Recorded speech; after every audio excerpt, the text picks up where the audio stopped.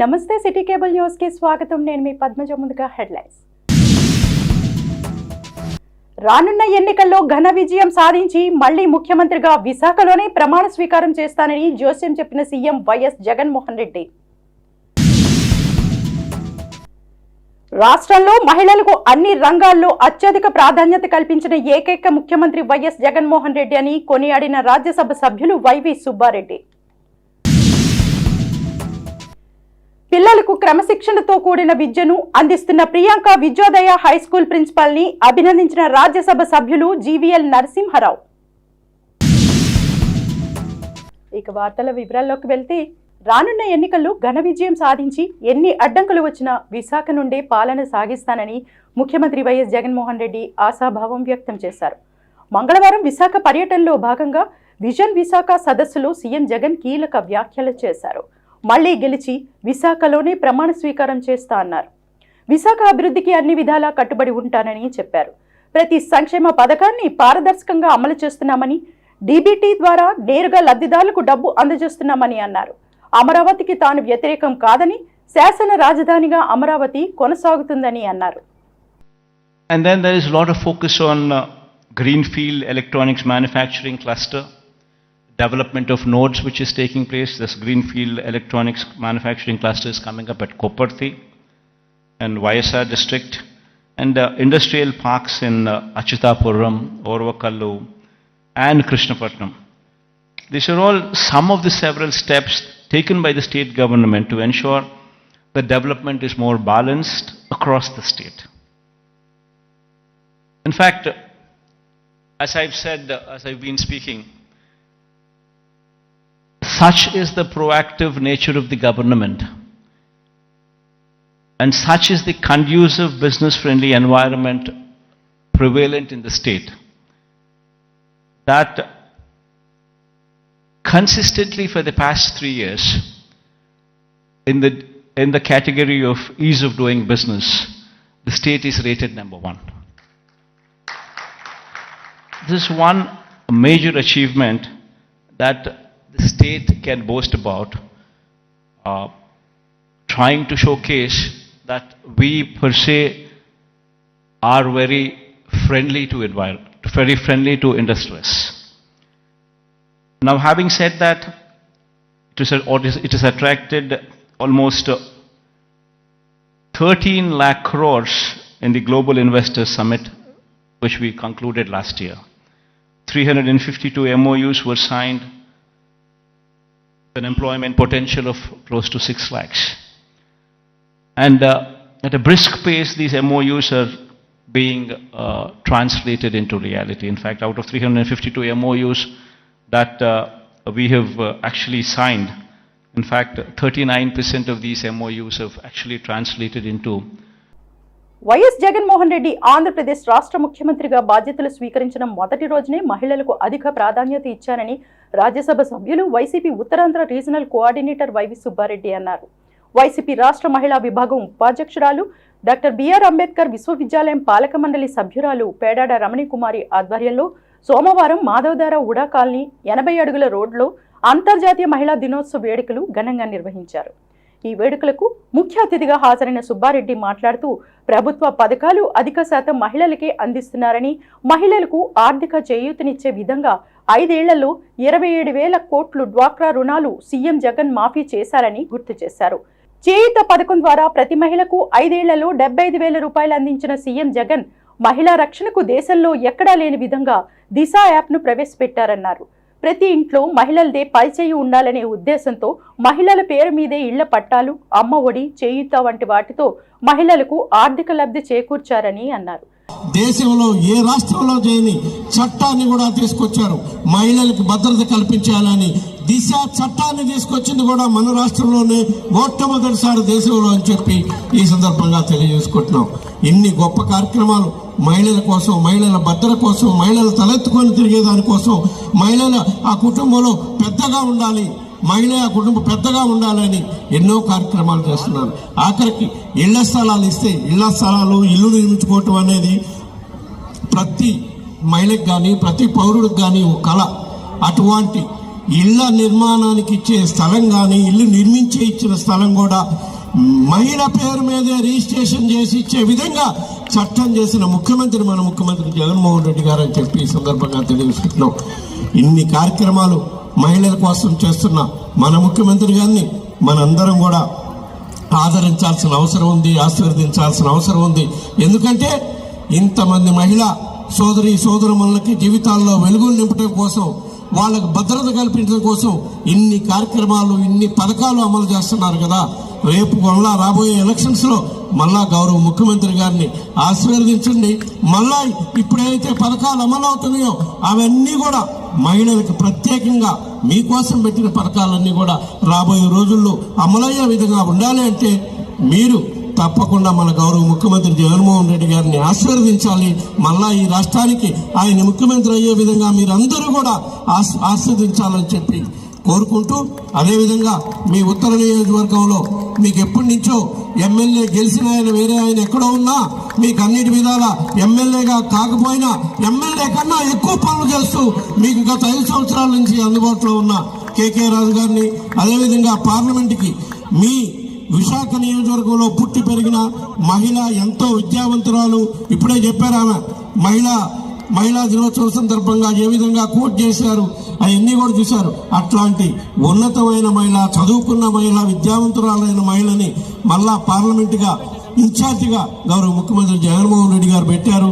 ఆమెను కూడా మీరు ఆశీర్వదించి అసెంబ్లీకి, పార్లమెంటుకి అత్యధిక మెజార్టీ వచ్చే విధంగా మీరందరూ కూడా ఆశీర్వదించాలని చెప్పి కోరుకుంటూ కార్యక్రమంలో శాసన మండలి సభ్యులు వరదు కళ్యాణి, ఉత్తర నియోజకవర్గ సమన్వయకర్త కేకే రాజు, శాసనసభ్యులు నాగిరెడ్డి, జిల్లా అధ్యక్షులు కోలా గురువులు, విఎంఆర్డీఏ చైర్మన్ సనపల చంద్రమౌళి, మాజీ శాసనసభ్యులు రెహమాన్, గురుమూర్తిరెడ్డి, నాయకులు బెహ్రా భాస్కర్రావు, బానాల శ్రీనివాస్, కార్పొరేటర్లు అల్లు శంకర్రావు, రయ్యి వెంకటరమణ, శశికళ, పద్మారెడ్డి, సేనాపతి అప్పారావు, మహిళా నాయకులు కృపాజ్యోతి, యువశ్రీ, ఉమారాణి, వెంకటలక్ష్మి, రాధా, సునీత తదితరులు పాల్గొన్నారు.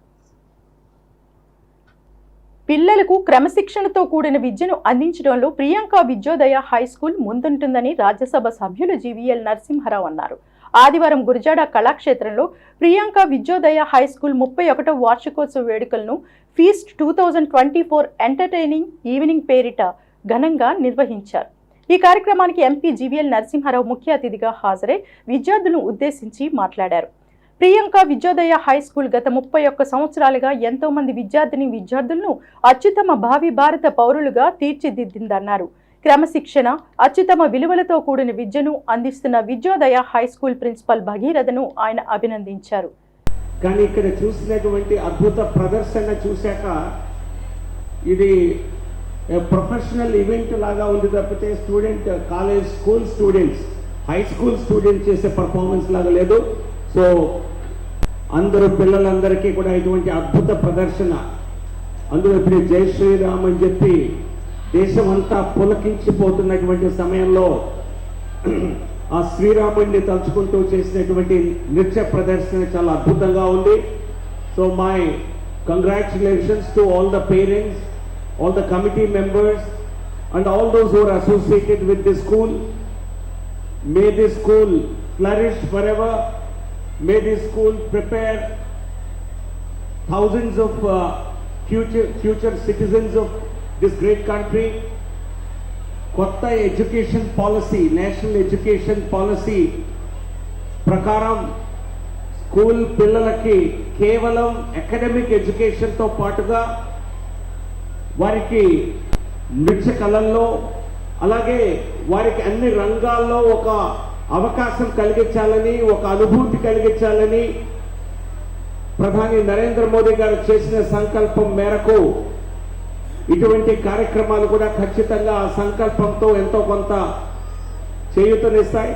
సో కాబట్టి ఈ స్కూల్ పిల్లలకి, విద్యార్థులకి, పేరెంట్స్కి మరొకసారి అభినందనలు తెలియజేస్తూ నమస్కారం. ఈ సందర్భంగా గత ఏడాది 10వ తరగతి ఫలితాల్లో అత్యుత్తమ ప్రతిభ కనబర్చిన విద్యార్థులకు చెక్కు మరియు జ్ఞాపికలను బహుకరించారు. అనంతరం స్కూల్ విద్యార్థులు ప్రదర్శించిన శ్రీరాముని జీవిత చరిత్ర నృత్య రూపకం ఆహుతులను ఆకట్టుకుంది.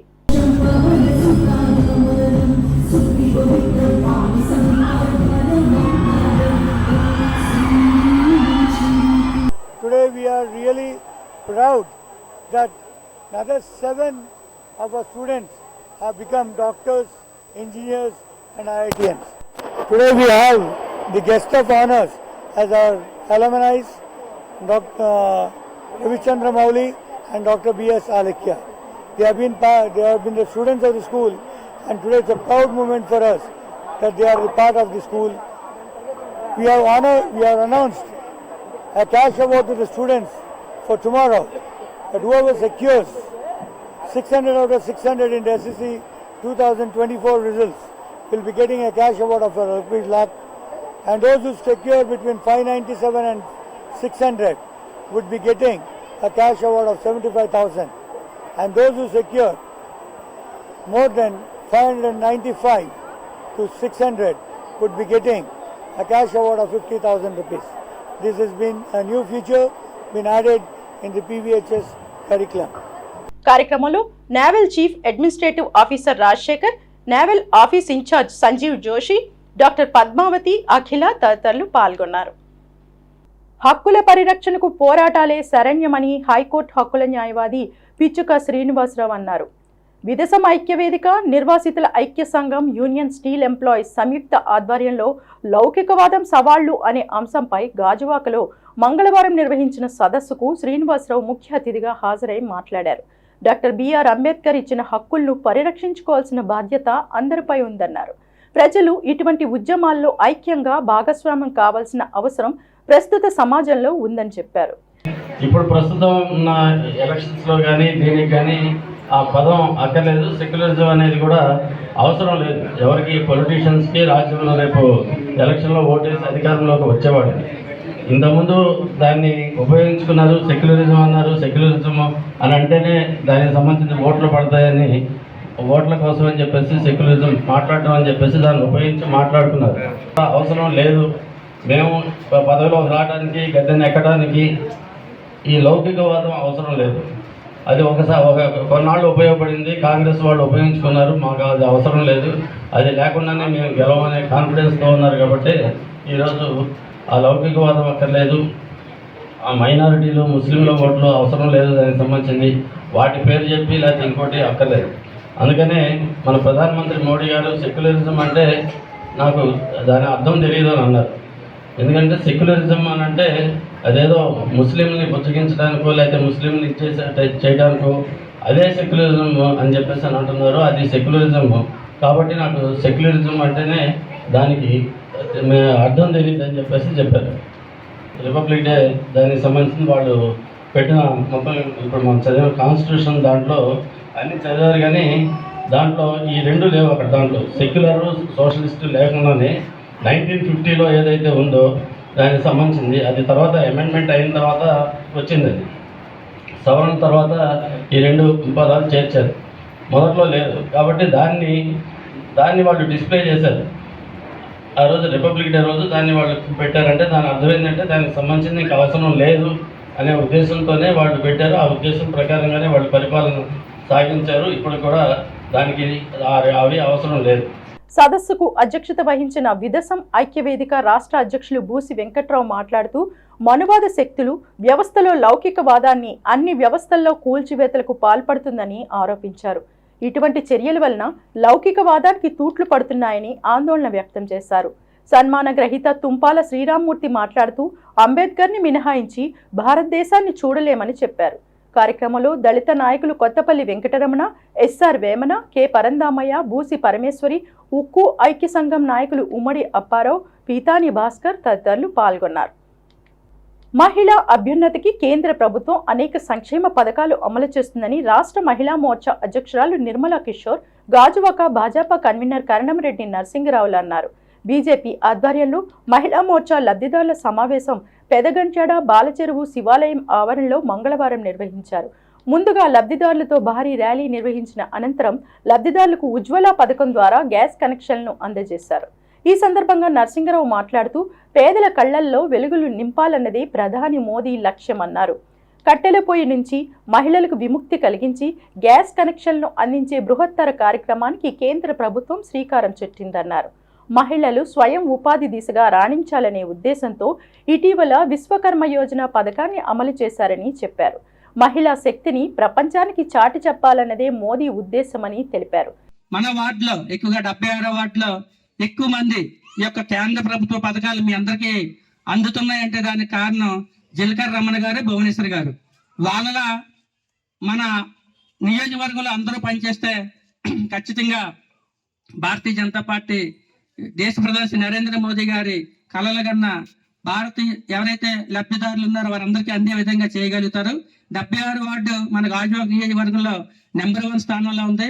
అటు కార్యకర్తలు కలవడం కానివ్వండి, కేంద్ర ప్రభుత్వ పథకాలు అందించడంలో కానివ్వండి, మరి ప్రతి పోలింగ్ బూత్ లోను కూడా కమిటీలు వేయడంలో కానీ నెంబర్ 1 స్థానంలో 76వ వార్డు ఉంది. తర్వాత గంగవరం 64వ వార్డు ఉంది.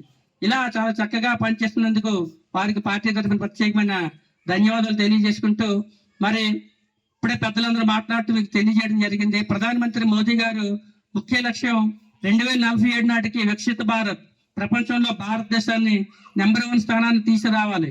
దానికి మనం అంతా కూడా కృషి చేయాలి. దానికి కంకణం కట్టుకున్నారు ప్రధానమంత్రి మోదీ గారు. మరి ఆయన అవలంబించిన సంక్షేమ పథకాలు ఎన్నో లోన్స్ ఉన్నాయి. స్వనిధి కానివ్వండి, పిఎం ముద్ర లోన్ కానివ్వండి, మరి ఈ రోజు మన ఉజ్వల పథకం ద్వారా మహిళలందరికీ ఉచితంగా ఈ యొక్క గ్యాస్ కనెక్షన్స్ పంపిణీ చేసుకోవడం జరుగుతుంది. ఇంట్లో నలుగురికి ఒక్కొక్కరికి 5 లక్షల రూపాయల వరకు ఉచితంగా ఆయుష్మాన్ భారత్ కార్డులు. ఈ యొక్క ఆయుష్మాన్ భారత్ కార్డులు అయితే మనకి భారతదేశంలో ఏ రాష్ట్రంలో సరే, ఎంత పెద్ద హాస్పిటల్లో సరే మనకు ఉచితంగా వైద్యం అందిస్తారు. ఇలా అన్ని కూడా మహిళలను ఉద్దేశించే, మరి ముఖ్యంగా ఇందాక రోహిణి మేడం గారు మాట్లాడుతూ చట్టసభల్లో 33% కూడా మీకు మహిళల కోసం హక్కు కల్పించింది ఎవరు? ప్రధానమంత్రి మోదీ గారు. గత ప్రభుత్వాలు, కాంగ్రెస్ ప్రభుత్వాలు వాళ్ళే ఇలాంటి శాశ్వత నిర్ణయాలు తీసుకోలేదు. త్రిబుల్ తలాక్ కానివ్వండి, ఆర్టికల్ 370 కానివ్వండి, సర్జికల్ స్ట్రైక్ కానివ్వండి, ఇలాంటివన్నీ కూడా చేయటం వల్లే భారతదేశం అంటే ప్రపంచంలో నెంబర్ 1 స్థానానికి వెళ్లే దిశగా అడుగులు వేస్తుంది. కార్యక్రమంలో ఉమ్మిడి సుజాత, రోహిణి, కట్టా పద్మ, వరి లలిత, జీలకర్ర భువనేశ్వరి, శశిధరన్ పిల్లై, జీలకర్ర రమణ, రంజిత్ తదితరులు పాల్గొన్నారు. విశాఖలో తూర్పు కాపులకు ఎమ్మెల్యే టికెట్ కేటాయించాలని ఆంధ్రప్రదేశ్ తూర్పు కాపు సంక్షేమ సంఘం అధ్యక్షులు మజ్జి అప్పారావు డిమాండ్ చేశారు. మంగళవారం డాబా గార్డెన్స్ విజయ్ ప్రెస్ క్లబ్లో ఏర్పాటు చేసిన మీడియా సమావేశంలో ఆయన మాట్లాడుతూ, బీసీ సామాజిక వర్గాలకు చెందిన తూర్పు కాపులను అన్ని రాజకీయ పార్టీలు ఇంతవరకు కూరలో కరివేపాకులా వాడుకుంటున్నాయని, తమ ఓటు బ్యాంకు కోసం తూర్పు కాపులను బలి చేశారని ఆవేదన వ్యక్తం చేశారు. అన్ని రంగాల్లో వెనుకబాటుతనంతో ఉన్న తూర్పు కాపులకు ఏ రాజకీయ పార్టీలు సరైన రాజకీయ ప్రాధాన్యత కల్పించలేదని విమర్శించారు. ఉత్తరాంధ్రలో 40 లక్షలకు పైగా, ఇతర ప్రాంతాల్లో 20 లక్షలకు పైగా జనాభా ఉన్న తూర్పు కాపులకు అన్ని రాజకీయ పార్టీలు రాజకీయ ప్రాధాన్యత కల్పిస్తూ 40 ఎమ్మెల్యే సీట్లు, 2 పార్లమెంట్ సీట్లు రాష్ట్ర వ్యాప్తంగా కేటాయించాలని డిమాండ్ చేశారు. ఏ రాజకీయ పార్టీలు తూర్పు కాపులను నిర్లక్ష్యం చేస్తాయో ఆ పార్టీలకు రానున్న ఎన్నికల్లో ఓట్లతో సరైన గుణపాఠం చెప్తామన్నారు.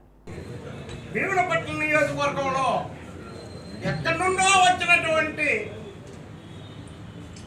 ప్రతినిధులను అక్కడ పెట్టడానికి చూస్తున్నటువంటి తరుణంలో మరి ఇక్కడ ఈ విశాఖపట్నం జిల్లాలో తూర్పు కాపులు ఎక్కువ మంది ఉన్నారు. ప్రత్యేకించి భీములపట్నంలో తూర్పు కాపులు ఎక్కువగా ఉన్నందున అక్కడ తూర్పు కాపులకి ముఖ్యమైనటువంటి పార్టీలు తూర్పు కాపులకి కేటాయించాలని ముఖ్యంగా కోరుతున్నాము. మరి అదేవిధంగా ఉత్తరాంధ్రలో విజయనగరం జిల్లాలో కూడా తూర్పు కాపులు అతి ఎక్కువగా ఉన్నారు. మరి అదేవిధంగా ప్రతి ఒక్కరికి కూడా మరి తూర్పు కాపులకి ప్రాధాన్యత ఉన్నటువంటి నియోజకవర్గాల్లో తూర్పు కాపులకి ఏ పార్టీ అయినా ఇవ్వక తప్పదని మేము రాష్ట్ర తూర్పు కాపు సంక్షేమ సంఘం తరఫున మేము మాట్లాడుతున్నాం. ఎందుకంటే ఏదో ఎక్కడి నుండో ఏ ఇతర జిల్లాల నుండి వచ్చినటువంటి నాయకులకి ఇవ్వడం అది కరెక్ట్ కాదు. మా సంక్షేమ సంఘం తరఫున ఏకదాటిగా మా తూర్పు కాపులకు ఇచ్చేటట్టుగా అయితే మేము గెలిపించి మీ అధ్యక్షుల వాళ్ళకి, రాష్ట్ర అధ్యక్షుల వాళ్ళకి మేము అప్పచెప్పగలిగే శక్తి, ధైర్యం ఉన్నటువంటి తూర్పు కాపుల్లో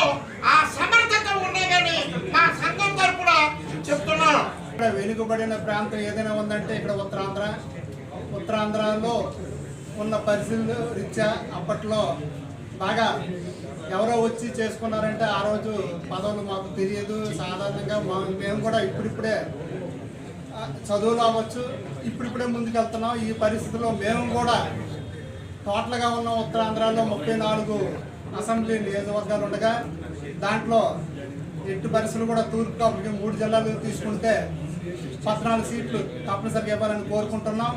అలాగే 3 ఎంపీ సీట్లు కూడా ఉత్తరాంధ్రలో ఉన్న 4 ఎంపీ సీట్లు కూడా ఎట్టి పరిస్థితులు కూడా 2 ఎంపీ సీట్లు అయితే తూర్పు కాపులకు ఇవ్వాలి. ఉత్తరాంధ్రలో తూర్పు కాపులు ఎక్కువగా ఉండడం వల్ల మాకు న్యాయం జరగట్లేదు. మాకేంటంటే వైజాగ్ జిల్లాలో కనీసం ప్రతి నియోజకవర్గంలో తూర్పు కాపులు ఎక్కువగా ఉన్నారంటే రెండైనా కేటాయించమని కోరుతున్నామండి. ఈ సమావేశంలో రాష్ట్ర ప్రధాన కార్యదర్శి లోగిస గణేష్, కార్యదర్శి మంత్రి వెంకటరమణ, గౌరవ సలహాదారులు కేఎల్ నాయుడు తదితరులు పాల్గొన్నారు.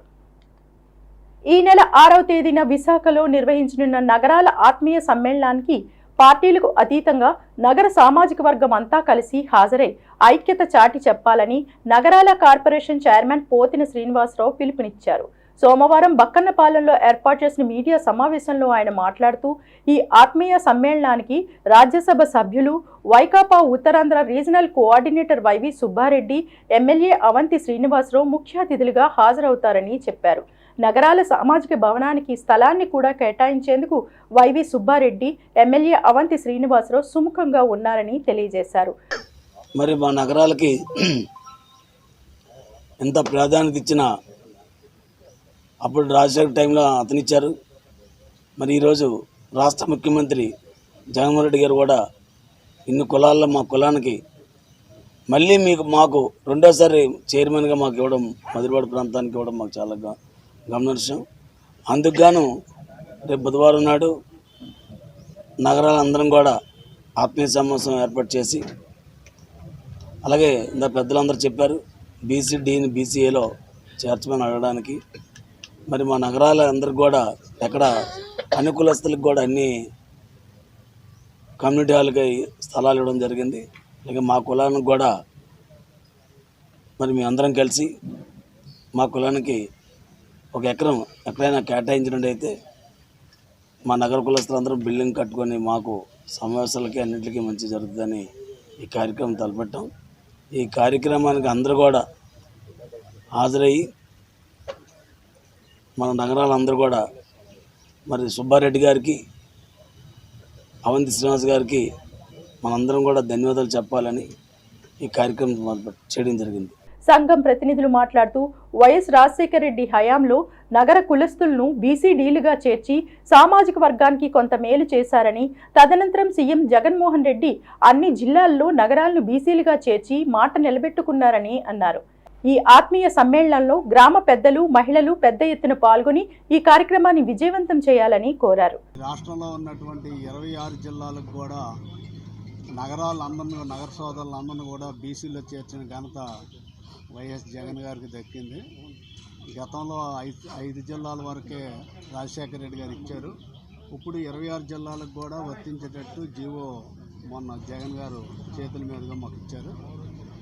దాని నిమిత్తం ఇక్కడ మాకు విశాఖ జిల్లా నుంచి, విశాఖ జిల్లాలో ఈ ఉత్తరాంధ్రకి అందరికీ కూడా ఆత్మీయ సమ్మేళనం, నగరాల ఆత్మీయ సమ్మేళనం పెట్టాం.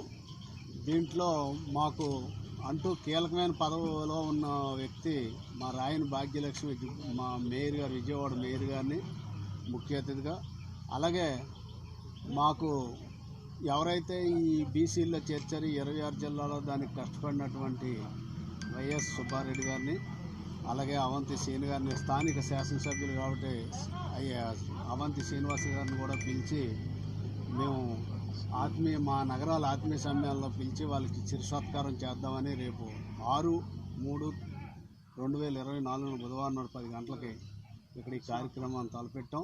కార్యక్రమంలో సంఘం నాయకులు బెనర్జీ, పోతిన సుమన్ వెంకట్రావు, జగ్గుపిల్ల అప్పలరాజు, పోతిన హనుమంతరావు, పిల్లా కృష్ణమూర్తి పాత్రుడు, పిల్లా సూరిబాబు, పిల్లా రమణ, ఇల్లిపల్లి అప్పలరాజు, పోతిన ప్రసాద్, పోతిని ఎల్ఎం నాయుడు, వాడ్రాసి రవి, నగరాల కార్పొరేషన్ డైరెక్టర్లు తదితరులు పాల్గొన్నారు. 2009వ సంవత్సరంలో స్థాపించిన tech vision software private limited సంస్థ నేటితో 15 ఏళ్లు పూర్తి చేసుకున్న సందర్భంగా సోమవారం పార్క్ హోటల్లో ఓర్జా ఫెస్ట్ కార్యక్రమం నిర్వహించారు. సంస్థ మరింత అభివృద్ధి చెందాలని పలువురు వక్తలు పేర్కొన్నారు. డిప్యూటీ మేయర్ జియాని శ్రీధర్ మాట్లాడుతూ భిన్నత్వంలో ఏకత్వానికి భారత్ ప్రతీక అన్నారు.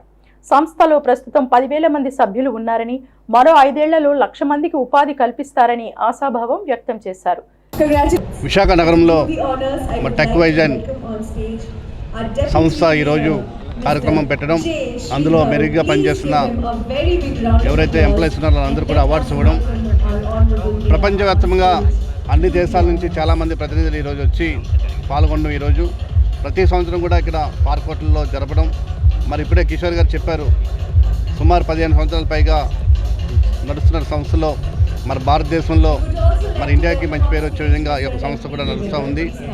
మరి అదేవిధంగా ముఖ్యంగా విశాఖ నగరం ఆంధ్రప్రదేశ్లో కూడా టెక్ వైజన్లో మరి మన పిల్లలందరూ కూడా ఆంధ్ర తెలంగాణలో కూడా మరి మన యువకులందరూ కూడా దీన్ని మరి ఇందులో ఎంప్లాయ్మెంట్ కల్పించడం కానీ మరి యొక్క సంస్థ మంచి అభివృద్ధి పథకంలో నడవాలని మరి ఇక్కడ ఇచ్చేసినటువంటి ప్రతినిధులందరూ కూడా ఆల్ ద బెస్ట్ చెప్తూ సెలవు తీసుకుంటాం. సంస్థ అసోసియేట్ డైరెక్టర్ హేమంత్ మాట్లాడుతూ అమెరికా, కెనడా, ఇంగ్లాండ్, ఆస్ట్రేలియా వంటి దేశాల్లో సంస్థ కార్యకలాపాలు నిర్వహిస్తుందన్నారు. దేశంలో కోవిడ్ సమయంలో పలు సేవా కార్యక్రమాలను నిర్వహించామని తెలిపారు. సిబ్బందికి సూచనలు, సలహాలు ఇచ్చేందుకు గాను ఊర్జా కార్యక్రమాలను నిర్వహిస్తున్నామన్నారు. We are like full of energy and to represent our country at world level, and we are scaling up, we are acquiring, we are scaling up at all over India, all over world, and definitely TechVision is going to contribute to the economy of India, as well as it is going to be like on the global forefront, and we are going to be one of the leading contributors from India. So thank you, and Urja is all about energy, so enjoy. ఈ సందర్భంగా సంస్థలో పనిచేసే ఫణీంద్ర శర్మ, గీతా సౌజన్య, Nagireddy, Gadam Lavanya, గుర్రా Saisri, Pawan Kalyan, Syed Aussies, శ్రీమోని, Sai Jyotsna, Imran Sheikh, Kuppili బిందులకు అవార్డులు బహుకరించారు. కార్యక్రమంలో సంస్థ ప్రతినిధులు తదితరులు పాల్గొన్నారు. వార్తలు ముగించే ముందు ముఖ్యాంశాలు మరొకసారి. రానున్న ఎన్నికల్లో ఘన విజయం సాధించి మళ్లీ ముఖ్యమంత్రిగా విశాఖలోనే ప్రమాణ స్వీకారం చేస్తానని జోస్యం చెప్పిన సీఎం వైఎస్ జగన్మోహన్ రెడ్డి. రాష్ట్రంలో మహిళలకు అన్ని రంగాల్లో అత్యధిక ప్రాధాన్యత కల్పించిన ఏకైక ముఖ్యమంత్రి వైఎస్ జగన్మోహన్ రెడ్డి అని కొనియాడిన రాజ్యసభ సభ్యులు వైవి సుబ్బారెడ్డి. పిల్లలకు క్రమశిక్షణతో కూడిన విద్యను అందిస్తున్న ప్రియాంక విద్యోదయ హైస్కూల్ ప్రిన్సిపల్ ని అభినందించిన రాజ్యసభ సభ్యులు జీవీఎల్ నరసింహారావు. ఇవి బులెటిన్ విశేషాలు. మరిన్ని వార్తా వివరాలతో మళ్ళీ మీ ముందుకు వస్తాం. అంతవరకు సెలవు. నమస్కారం.